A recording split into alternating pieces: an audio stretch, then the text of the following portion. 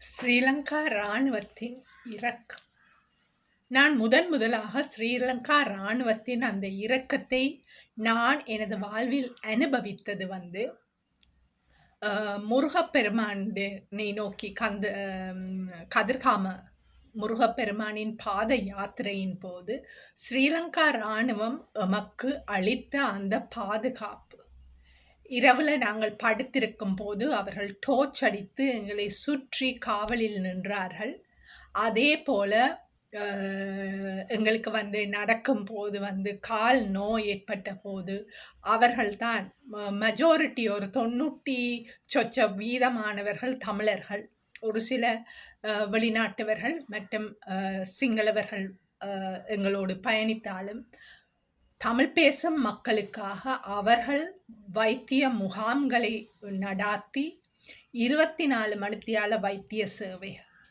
இராணுவத்தினர் தமிழ் மக்களின் கால்களுக்கு மருந்து போட்டு, விண்டோஜின் போட்டு, நோவுக்கு மருந்தாக இருந்தது. எனக்கு இன்னுமே அது மறக்க முடியாத ஒரு அனுபவமாக இருக்கிறது. அவர்கள் காட்டிய அந்த இரக்கம். அத்தோடு அவர்கள் உணவு சமைத்து பாத யாத்திரையில் கலந்து கொண்ட நபர்களுக்கு கொடுத்தார்கள். நான் அங்குதான் முதலாக இராணுவ தளபதியோடு ஆங்கிலத்தில் கதைக்கக்கூடிய சந்தர்ப்பம் எனக்கு கிடைத்தது. நான் புத்தகத்தில் நிறைய விஷயங்கள் இராணுவத்தை பற்றி வாசித்திருந்தேன். அவை எல்லாமே உண்மையா என்பதை ஒரு டவுட்டை கிளியர் பண்ணுற மாதிரி அந்த வாசித்தவற்றை குறித்து ஒரு அனுபவ பகிர்வை அங்கிருந்த இராணுவ அதிகாரி, அவர் ஆங்கிலத்தில் பேசினவர். ஆகவே யாழ்ப்பாணத்தில் இருந்து போர்க்காலத்தில் கொழும்புக்கு வரும் அந்த அனுபவ பகிர்வுகள் பலவற்றை அவர் பகிரக்கூடியதாக இருந்தது. அதே நேரம் அவர் அங்கு அவர்கள் உணவை மக்களுக்கு சமைத்து கொடுப்பதால் அவர் கூறினால், எப்போ பசிச்சாலும் வாங்கோ, சாப்பிட்டுட்டு போங்கோன்னு. உண்மையிலேயே அது பெரிய ஒரு ஆச்சரியமாக இருந்தது. ஏனென்று சொன்னால், இந்திய இராணுவம் ஸ்ரீலங்கா நாட்டில் இருந்தபோது எங்களுடைய இந்திய இராணுவம் வீடு சோதனை செய்ய வரும்போது அமப்பா எப்பவுமே கூல் ட்ரிங்க்ஸ் கொடுப்பார் இந்திய இராணுவத்துக்கு.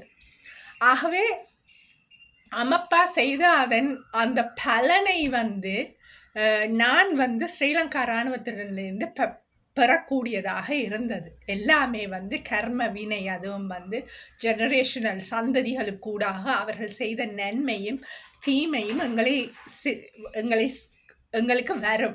ஆகவே எங்களுடைய முற்பாட்மர், எங்களுடைய பெற்றோர் நன்மை செய்திருந்தால் அந்த நன்மையை நாங்கள் அனுபவிப்போம். அவர்கள் தீங்கு செய்திருந்தால் அந்த தீமையை நாங்கள் அனுபவிப்போம். ஆகவே அந்த அமப்பாவின் அந்த விருந்துபசாரத்தின் அந்த மகிமையை நான் கதிர்காமத்தில் அனுபவித்தேன்.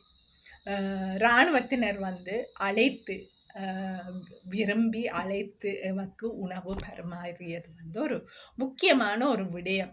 எனது அந்த கதிர்காம பாத யாத்திரை என்பது என்னை பொறுத்தவரையில நாங்கள் இடம்பெயர்வுக்கூடாக எவ்வாறு பயணித்தமோ அந்த இடம்பெயர்வு நினைவுகள் பலவற்றை எனக்கு சுமந்து வந்தது. ஒரு இடத்தில் தண்ணிக்குள்ளாக இவ்வளவு தூரத்தில் தண்ணி இருக்கும், அதுக்குள்ளால நடந்து போகணும், மேலே பேக் எல்லாமே நாங்கள் இடம்பெயர்வில் எவ்வளத்துக்கு பராலாய் டோர்ச் அந்த இது எல்லாமே நினைவுக்கு வந்தது. ஆகவே அவற்றை குணப்படுத்துவதற்கு கந்த பெருமான் எங்களுக்கு தந்த ஒரு பாக்கியமாகத்தான் நான் அந்த பாத யாத்திரையை எனது வாழ்விலே பயன்படுத்தி கொண்டேன். அதனூடாக நான் என்னை குணப்படுத்தி கொண்டேன்.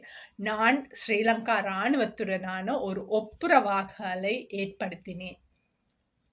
இவ்வாறு ஆரம்பித்த பயணம், ஸ்ரீலங்கா இராணுவத்துடனான பயணமானது 2026 வெசாக் மே 30 முகநூல் தாக்குதலுக்கு போலீஸ் ஸ்டேஷனில் அன்னதானம் சாப்பிட்டதால் முகநூல் தாக்குதலுக்கு உள்ளான போது நான் அன்று தாக்குதல் நடைபெற்ற அன்று இரவு ஸ்ரீலங்கா இராணுவத்தினரின் வெசாக் தன்சலைக்கு போய் சாப்பிட்டேன். அது ஒரு புதிய அனுபவமாக இருந்தது. ஏனென்று சொன்னால் police station, Wellawatte police station எங்களுக்காக இருக்கின்ற ஒரு இடம். நாங்கள் அந்த எங்களுக்கு ஒரு பிரச்சனை என்று சொன்னால் நாங்கள் உடனே அணுகுவது வெள்ளவத்தை போலீஸ் நமக்கு பாதுகாப்பாக இருக்கும். ஆனால் ஸ்ரீலங்கா இராணுவம் என்பது பர்சனலாக எங்களுக்கு தொடர்பில்லை. நாங்கள் ஒரு பிரச்சனை என்று சொன்னால் நாங்கள் போலீஸ் ஸ்டேஷனுக்கு தான் போகிறது, இராணுவ முகாமுக்கு போவதில்லை. அப்படி போகவும் எங்களால் முடியாது. ஆகவே நான் ஒருபோதுமே அந்த இராணுவத்தின் தன்சலையை பெருசாக எடுக்கவில்லை. போலீஸ் ஸ்டேஷனை நான் பெருசாக எடுத்தனான். ஏனென்று சொன்னால் அது எங்களுடைய வாழ்வோடு ஒன்றித்தது. நாங்கள் வெள்ளவத்தை பிரஜைகளாக வாழும் எங்களுக்கு வெள்ளவத்தை போலீஸ் ஸ்டேஷன் எங்களுடைய வாழ்க்கையில் ஒரு முக்கியத்துவம் பெற்ற ஒரு இடமாக இருப்பதால் அவர்களுடைய நன்மை தீமைகளில் நாங்கள் பங்கு பெற வேண்டியது எனது கடமையாகத்தான் நான் செய்தேன். ஆனால் இந்த முகநூல் தாக்குதல் ரைட், ஒரு போலீஸ் ஸ்டேஷன் சாதாரண பொதுமக்களுக்குரிய ஒரு இடம். அதற்கு இவர்கள் இவ்வாறு தாக்குதல் அளித்த போது ஸ்ரீலங்கா இராணுவத்தின் தன்சலையை நான் போய் பெற்றுக்கொண்டேன். உண்மையிலேயே அந்த இடத்தில் அவர்களுடைய அந்த பரிமாறியது மாத்திரமல்ல, அவர்களுடைய அந்த ஹாஸ்பிட்டாலிட்டி, உபசரிப்பு விதம், மற்றது very fast service. So Sri Lanka police என்ன வெள்ளவத்த போலீஸ் ஸ்டேஷன் ஒரு சின்ன இடம். ஸோ அதை நாங்கள் குறை கூற முடியாது. மற்றது ஆனால் இராணுவத்தினர் அவர்கள் பல ஆண்டுகளாக மக்களுக்கு உதவி செய்வதில் அவர்கள் முன்னோடிகளாக இருக்கின்றார்கள். அதனால் அவர்கள் மிகவுமே தங்களை உணவு பரிமாறுவது, ஈவன் கதிர்காம கந்த பாத யாத்திரையிலையும் அவர்கள் தான் அதை செய்கிறார்கள். ஆகவே அவர்கள் அதற்கு மிகவும் இக்விப்டானவர்களாக இருக்கிறபடியால் மிகவுமே ஒரு சிறந்த முறையில் அவர்கள் செய்தார்கள். அவர்களுடைய அந்த ஹாஸ்பிட்டாலிட்டி, அவர்களுடைய அந்த தன்சலையே எந்த ஒரு தன்சலையோடையும் இதுவரையும் என்னால் ஒப்பிட முடியாது என்ற அவ்வளவுத்துக்கு எல்லாமே பெர்ஃபெக்ட் என்ற அதுதான் இராணுவம். இராணுவம் என்பது எல்லாவற்றிலும் உணவு தயாரிப்பது, உணவு பரிமாறுவது, நாங்கள் லைனில் நிற்கிறது, லைனில் இருந்து எங்களை இருத்தி வைக்கிறது, எல்லாத்துலேயும் ஒரு ஓர்டர் ஒன்று அங்கு இருந்தது. அதை நான் அனுபவிக்கக்கூடியதாக இருந்தது. என்றால் எல்லாமே அதுக்குள்ளாக பயணித்தால்தான் அதை பற்றி பேசலாம் அல்லது அனுபவிக்கலாம். வெளியில இருந்து ஒருவர் சொல்லுவதை பார்த்து அதை அனுபவிக்க முடியாது. அனுபவ ரீதியாகத்தான் நாங்கள் அதை கண்டுகொள்ளலாம். ஆகவே அதை கண்டுகொள்ளக்கூடிய ஒரு சந்தர்ப்பம் எனக்கு கிடைத்தது. அதே நேரம் கடந்த வருடம் 2025 நவாலியூரில் ஈஸ்டர் உயிர்த்தெழுந்த ஞாயிறு ஆண்டு இருந்தபோது சென்ட் பீட்டர்ஸுக்கு காவலாக ஸ்ரீலங்கா இராணுவத்தினர் இருந்தார்கள். அங்கு காவல் புரிந்த ஸ்ரீலங்கா இராணுவத்தினர் அந்த நேரத்தில் நான் அந்த இடத்தில் நிற்கும் போது ஒரு பறவை வாகை மரத்திலிருந்து விழுந்து விட்டது. உடனே அவர்கள் கையில் தூக்கி கொண்டு தண்ணிக்காக ஓடி வந்தார்கள். நான் தான் அந்த தண்ணியை இராணுவத்தினரிடம் கொடுத்தேன். அந்த வீடியோ நான் அப்லோட் பண்ணி இருக்கின்றது. ஆகவே உண்மையிலே என் வாழ்க்கையை ஸ்பெஷலி சென்ட் பீட்டர்ஸில் இராணுவத்தினை கண்டது ஒரு பெரிய விடயம்.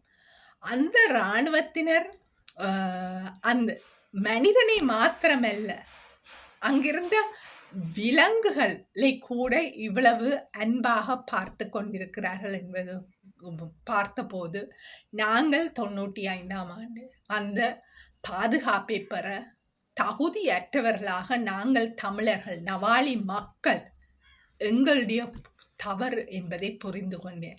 நாங்கள் அந்த இடத்தில் பாதுகாப்பாக நாங்கள் இருந்திருந்தோமானால், ஸ்ரீலங்கா இராணுவம் எங்களுக்கு பாதுகாப்பை அளித்திருந்தால் ஒரு விமான குண்டு வீச்சொன்று எங்களுடைய வாழ்க்கையில் வந்திருக்காது, எங்களுடைய வாழ்க்கையை புரட்டி போட்டிருக்காது. நாங்கள் எங்களுடைய அன்பான உறவுகளை இழந்திருக்க மாட்டோம். ஆகவே அந்த அன்பான உறவுகளை இழப்பதற்கு காரணமாக அமைந்தது இராணுவத்தின் பாதுகாப்பை நாங்கள் தமிழராக புறக்கணித்தது தான். ஆகவே அதை அன்றைய நேரம் புரிந்து கொண்டேன், வருந்தினேன். இவ்வளவு ஒரு அன்பான ஒரு இராணுவத்தை நாங்கள் எதிரியாக பார்த்து விட்டோமே, இந்த இராணுவத்தினரை நாங்கள் எதிர்த்ததால நாங்கள் எங்களுடைய வாழ்வை அழித்து கொண்டோமே என்று நான் அந்த இடத்தில் நவாலி மண்ணில், நவாலி சென்ட் பீட்டர்ஸ் தேவாலயத்தில் அதை உணர்ந்து கொண்டேன்.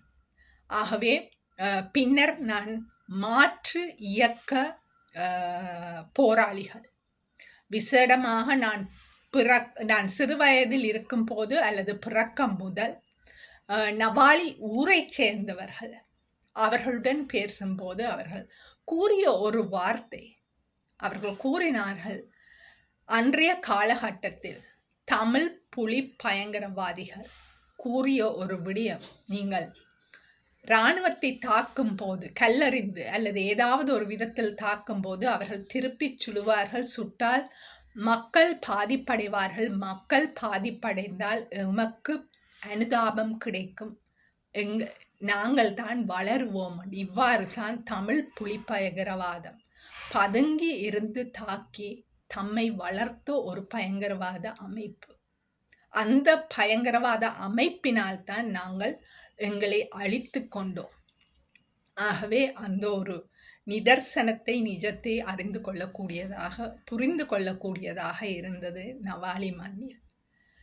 ஆகவே இவ்வாறான ஒரு காலத்தில் எதிரியாக இருந்தவர்களை நண்பர்களாக, சகோதரர்களாக ஏற்று பயணிப்பதற்கு காரணமாக இருந்தது எனது வாழ்க்கையில் கந்தப்பெருமானுடையான அந்த கதிர்காம பயணமும், நவாலி மண்ணில் ஸ்ரீலங்கா இராணுவத்தினர் காட்டிய அந்த இரக்கமும் எனது வாழ்வில் இன்றுமே ஒரு இரக்கத்தின் அடையாளமாக, ஒரு புது நம்பிக்கையோ